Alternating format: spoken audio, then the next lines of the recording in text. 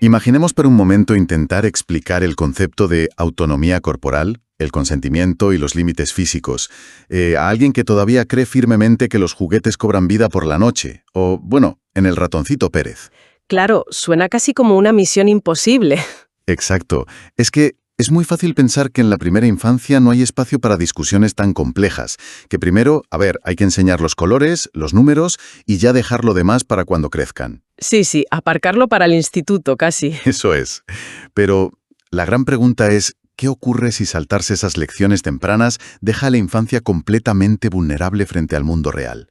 Y por eso hoy vamos a adentrarnos en cómo se está redefiniendo toda esta enseñanza desde la base misma. Y es un terreno que, fíjate, históricamente ha generado muchísima incertidumbre en el mundo adulto, porque abordar estos temas requiere herramientas muy específicas.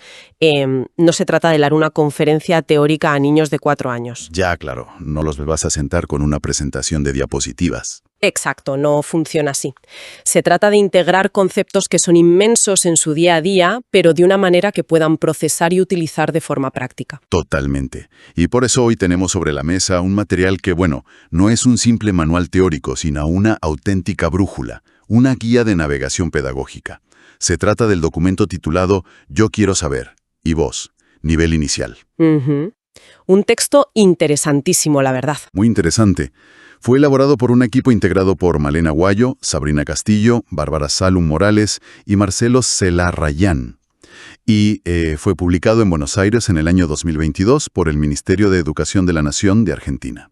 Eso es, un material muy reciente y muy necesario. Y para quienes nos escuchan hoy, desde familias hasta docentes en las aulas, el objetivo de esta inmersión profunda es desgranar este texto, que por cierto fue diseñado específicamente para acompañar una serie animada maravillosa del canal infantil argentino Paca Paca, dirigida a 2 franjas de edad muy concretas, de 3 a 5 años y de 6 a 9 años.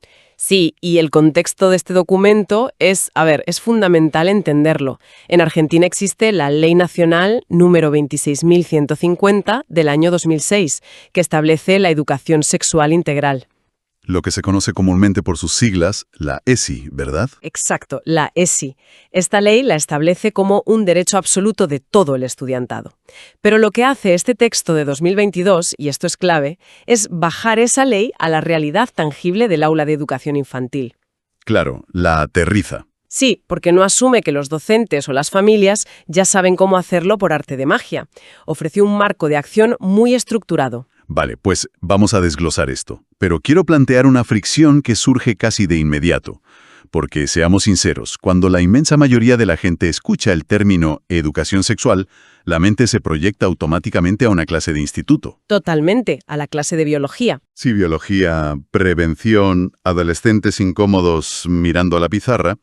Entonces, hablar de sexualidad vinculada a niños de 3 años, hace que muchas personas se pongan a la defensiva de inmediato, saltan las alarmas. ¿Cómo redefine este documento esa palabra para apagar esa alarma social? Pues el documento ataca ese pánico directamente desde las primeras páginas, sin rodeos. La estrategia principal es desmitificar y ampliar muchísimo el término. El texto subraya que la sexualidad no debe, bajo ningún concepto, limitarse a la genitalidad o a la reproducción. ¿Qué es lo que solemos pensar todos? Exacto, tenemos ese chip. Pero la guía la define como una dimensión constitutiva de las personas. Y hace una afirmación muy rotunda. Dice que la sexualidad está presente desde el mismo momento del nacimiento.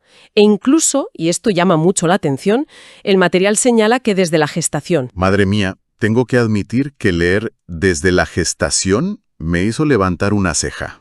Es un concepto fuerte, sí. Suena muy intenso para un texto pedagógico.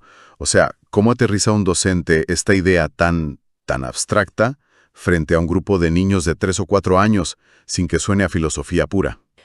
Bueno, la aterriza a través de lo cotidiano, del día a día, puro y duro. Según los autores de este texto, esta definición ampliada de la sexualidad incluye un montón de cosas. Incluye la identidad, las emociones, los sentimientos, el cuidado propio y el cuidado ajeno. Claro, no es solo biología. Para nada.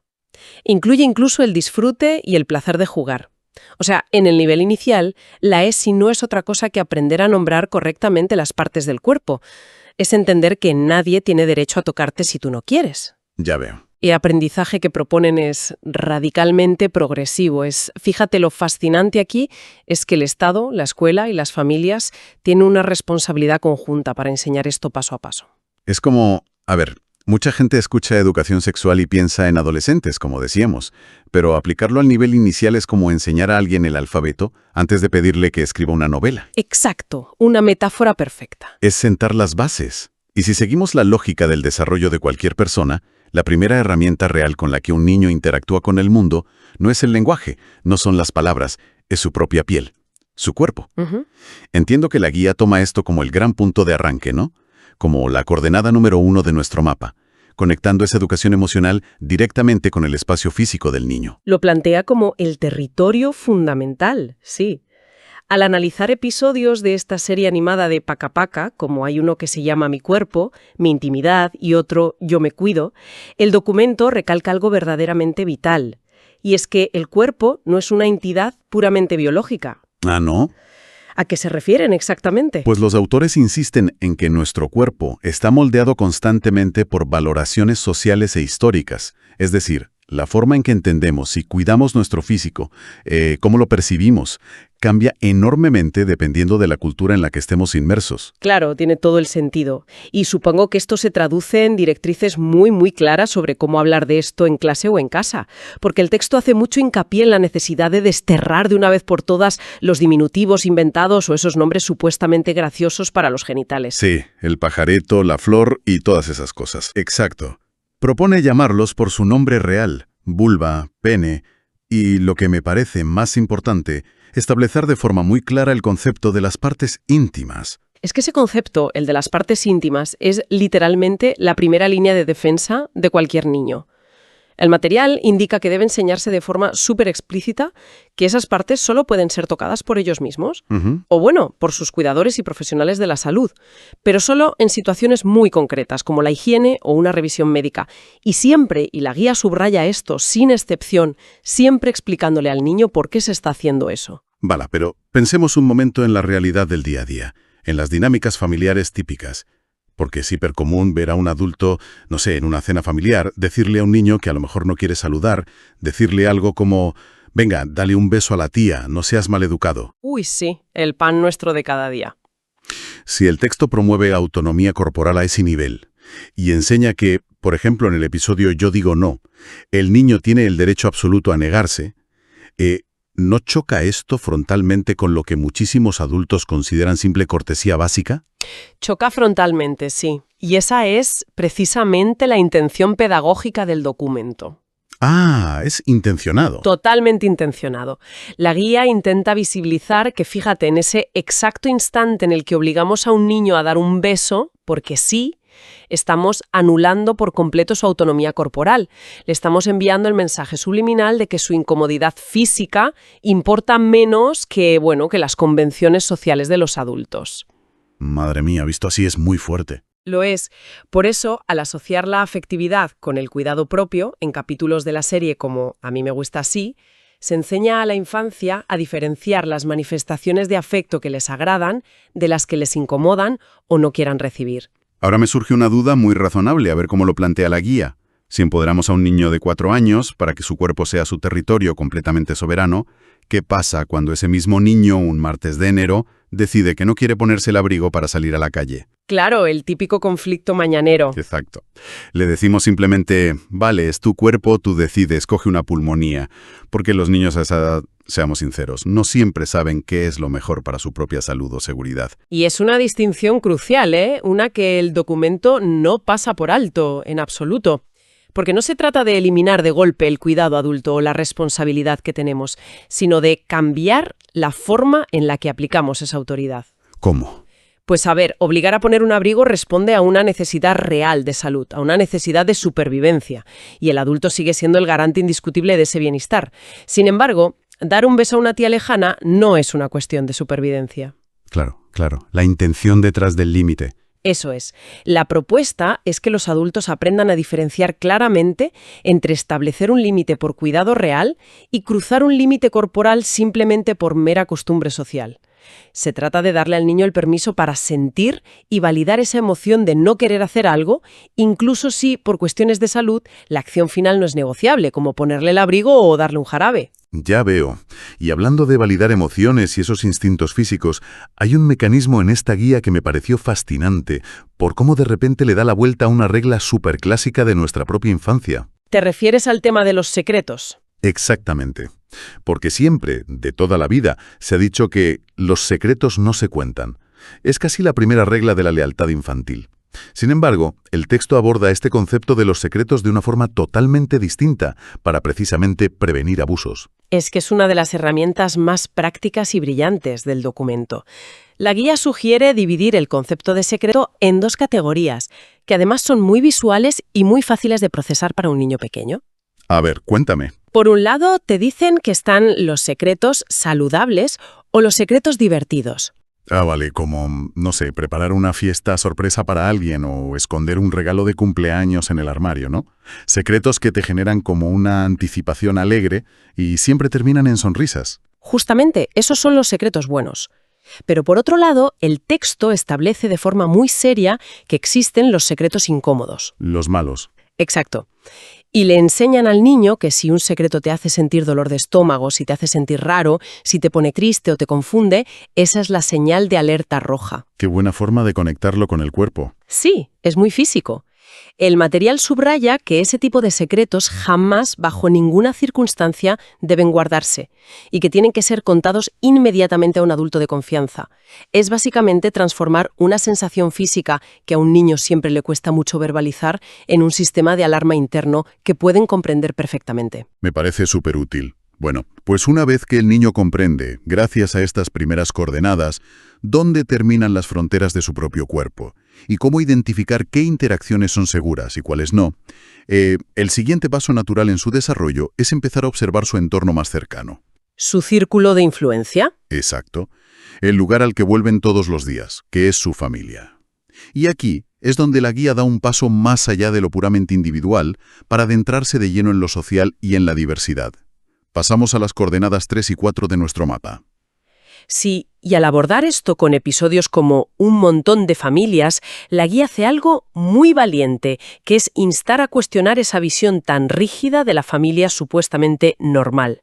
Porque, a ver, durante décadas la educación infantil trabajaba casi exclusivamente con la imagen tradicional, ya sabes. Mamá, papá, el niño, la niña y quizá un perro. Tal cual, el molde clásico. Y el problema, que el documento señala con una claridad meridiana, es que cualquier niño cuya realidad en casa no encaje perfectamente en ese molde, se va a sentir automáticamente excluido o estigmatizado en el aula. Ostras, es que recuerdo perfectamente la clásica actividad del colegio de dibujar el árbol genealógico. Y claro, para un niño que está siendo criado por sus abuelos, o que tiene dos madres, o que vive en una familia monoparental, una actividad que parece tan inocente podía convertirse en un recordatorio súper doloroso de que su entorno no se consideraba el estándar. Y eso marca muchísimo a un niño. Por eso, según el texto, el objetivo central de este eje es valorar de forma explícitamente positiva todas las constituciones familiares, entendiendo y enseñando que lo que define realmente a una familia no es su estructura biológica o legal. ¿Sino qué es? Sino el ser un espacio real de afecto y contención. Y fíjate, ese respeto a la diversidad se expande súper rápido desde la familia hacia la identidad individual del propio niño frente a la sociedad, lo que nos lleva directamente a cómo el documento trata la perspectiva de género. Claro, ese es un tema candente. Muy candente. Introduce capítulos de la serie como Chiquitín o Soy como me gusta ser para promover activamente el respeto por las características identitarias de cada uno, desde el nombre con el que prefieren ser llamados, que a veces es un apodo, hasta la ropa que eligen ponerse cada mañana. Vale, pero aquí vamos a ser de abogado del diablo por un momento, para poner todas las perspectivas sobre la mesa. A ver, dispara. Hay quien podría argumentar, y se escucha mucho, que los niños, de forma natural, tienden a ciertos juegos. Que a los niños les fascinan los camiones y los coches de carreras y a las niñas las muñecas y las cocinitas. Y que, bueno, intentar forzar una perspectiva de género a los 3 años es poco menos que crear un problema artificial donde no lo hay. ¿Cómo justifica el texto de la ESI esta necesidad de intervenir tan pronto? Bueno, el documento tiene una respuesta muy bien estructurada para ese argumento. Afirma, basándose en mucha investigación, que esa supuesta naturalidad no es tal, sino que en realidad es una construcción social profundamente arraigada en nuestra cultura. E introduce un concepto clave que es el del currículum invisible. Currículum invisible. Me gusta el término. ¿Qué abarca? Abarca todo lo que enseñamos sin darnos cuenta. Desde antes incluso de nacer el bebé, los adultos ya estamos asignando colores, temáticas para la habitación, tipos de juguetes y sobre todo expectativas de comportamiento. Eso es verdad, ya compramos la ropita azul o rosa. Exacto. Y a medida que crecen, a los niños se les permita e incluso se les fomenta socialmente ser ruidosos, aventureros, mancharse las rodillas, mientras que de las niñas se espera casi por defecto que sean cuidadoras, ordenadas, tranquilas, que no se ensucien. O sea, aquí es donde la cosa se pone realmente interesante para quienes nos escuchan, porque deconstruir los estereotipos de género en el nivel inicial es básicamente como quitarles a los niños unas gafas que solo les permitían ver el mundo en rosa o azul, ¿no? Y de repente, permitiéndoles por fin jugar con absolutamente toda la paleta de colores. Me encanta esa metáfora de las gafas, es exactamente así. Es como si la caja de juguetes estuviera trucada desde el primer día que llegan al mundo. Porque, seamos realistas, los juguetes no tienen género. Un bloque de plástico es solo un bloque de plástico, no tiene un ADN masculino o femenino. No, claro que no. Pero la guía expone que estas expectativas sociales van moldeando a la infancia para ocupar lugares muy distintos en el mundo. Y va un poco más allá, porque señala que históricamente nuestra sociedad ha valorado muchísimo más las actitudes y los roles que asociamos a lo masculino frente a los asociados a lo femenino. Y si conectamos esto con el panorama general, esa es la verdadera clave pedagógica de todo el asunto. De construir estos estereotipos de género en el aula infantil no es solo un ejercicio de equidad lúdica para que, todos compartan y jueguen con todo. Va mucho más allá de compartir el camión de bomberos. Muchísimo más. Según los autores, propiciar esta igualdad real desde los primeros años de vida es una estrategia directa y diría que fundamental para prevenir futuras situaciones de violencia de género y vulneración de derechos. Si desde los 3 añitos desmontamos la idea de que unos valen más que otras o la idea tóxica de que ciertas emociones como llorar o sentir miedo están prohibidas para los niños, estamos sentando las bases más sólidas de una sociedad basada en el respeto mutuo. Me parece brillante plantearlo desde el ángulo de la prevención a largo plazo. Es retirar ese filtro invisible, ¿no? Pero claro, todo esto confluye en un punto que parece ser, por lo que veo en el mapa que estamos trazando, el destino final de toda esta propuesta metodológica. Porque todas las ideas sobre cuidar el cuerpo, identificar los secretos, celebrar las familias diversas y desarmar los juguetes trucados, todo apunta a un único gran objetivo, según la guía. ¿Y cuál dirías que es? Pues la capacidad pura y dura del niño para ejercer sus propios derechos. Que tengan una voz propia y autónoma. Así es, has dado en el clavo. Y es muy revelador cómo la guía enmarca este concepto de ser, entre comillas, sujeto de derecho.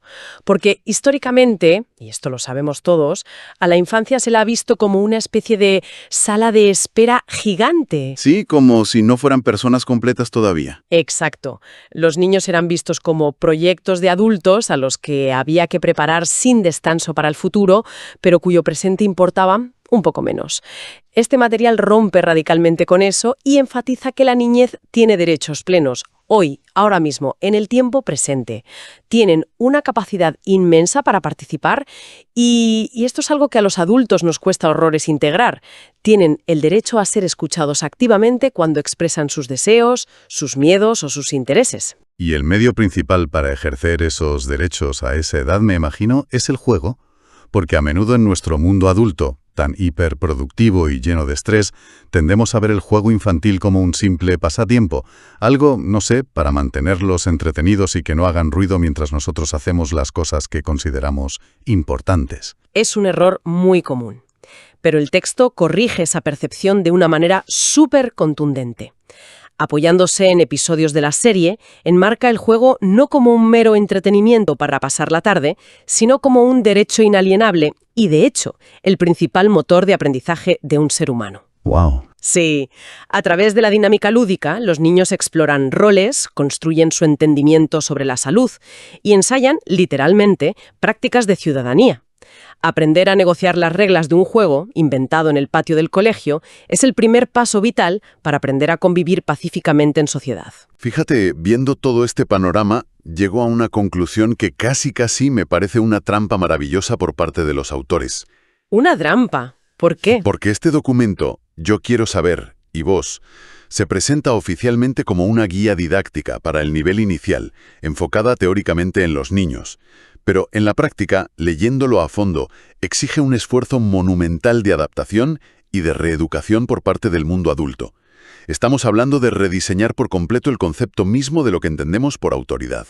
Es una lectura muy certera. O sea, empoderar a los niños para que puedan decir no ante una interacción que les incomoda requiere obligatoriamente que el adulto que está enfrente sea capaz de tolerar y respetar ese no sin ofenderse o sentirse desafiado. Que cuesta muchísimo, el ego adulto es muy frágil. Cuesta una barbaridad. Pero el texto es muy cuidadoso en esto, ¿eh? Aclara que dar voz a la infancia no borra la simetría natural que existe. El adulto sigue siendo el responsable, el cuidador, el que marca los límites de seguridad y el que guía. La diferencia clave radica en que se promueven nuevos modos de ejercer esa protección basados siempre en la escucha activa. O sea que ya no sirve para nada el clásico «haces esto porque lo digo yo y punto».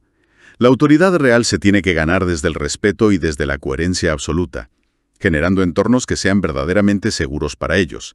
Espacios donde si un niño o una niña necesita pedir ayuda urgente o necesita contar uno de esos secretos incómodos que mencionábamos antes, tenga la certeza absoluta de que va a ser creído a la primera y respaldado incondicionalmente por sus educadores y por su familia. Es que ese es el núcleo duro de la prevención. Ningún concepto, ni uno solo de la ESI, puede funcionar en la práctica si no existe esa mirada atenta y receptiva del mundo adulto. Son el Estado y los adultos protectores quienes deben articularse sí o sí para garantizar que este desarrollo integral de las niñeces ocurra en un marco libre de violencias y libre de estigmas. Ha sido un recorrido profundo y súper revelador por un material que, desde luego, resultó ser mucho más que una simple lectura escolar. Hemos empezado viendo cómo la educación sexual en esta etapa tan temprana no tiene absolutamente nada que ver con la biología compleja o la reproducción, sino con algo tan básico como reclamar el propio cuerpo. Exactamente. Hemos entendido esa mecánica brillante de los secretos como sistema de alarma interno.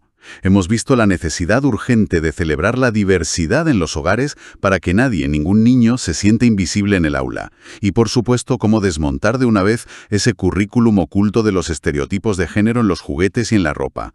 Y todo esto para lograr un único fin, que la infancia practique desde el juego diario lo que significa ser un ciudadano de pleno derecho con voz propia. Resumiendo, es un documento que no deja lugar a la improvisación. Ofrece a la comunidad educativa un marco de acción muy sólido, muy bien pensado, y yo espero de verdad que este desglose que hemos hecho sirva para que docentes, familias y cualquier persona involucrada de alguna forma en el crecimiento de un niño pueda utilizar estas herramientas del Ministerio de Educación con muchísima más confianza y claridad. Acompañar el crecimiento con esta perspectiva, te lo digo, cambia las reglas del juego para bien. Sin duda alguna. Y sabes, dándole una vuelta a todo esto, hay un efecto secundario inevitable que me ronda la cabeza. Resulta prácticamente imposible intentar actuar como guía pedagógica o referente de estas nuevas generaciones sin tropezar inevitablemente de vez en cuando con nuestros propios recuerdos. Uy, sí, remueve muchas cosas. Muchísimas. Al esforzarnos tanto en enseñar a la infancia a validar sus enfados, a poder poner límites físicos sin sentir ningún tipo de culpa, y a cuestionar los roles que la sociedad les impone desde la cuna, los adultos terminamos, queramos o no, desarmando nuestra propia educación y nuestra propia mochila. Y eso nos deja con una reflexión final para la audiencia, para que le den una vuelta hoy. Si ahora el gran objetivo es dotar a los niños de la seguridad absoluta para decir no y para entender que sus emociones tienen un valor incalculable, la pregunta es, ¿cuántas preguntas silenciosas de nuestra propia infancia estamos logrando respondernos, por fin, ahora que somos nosotros los adultos?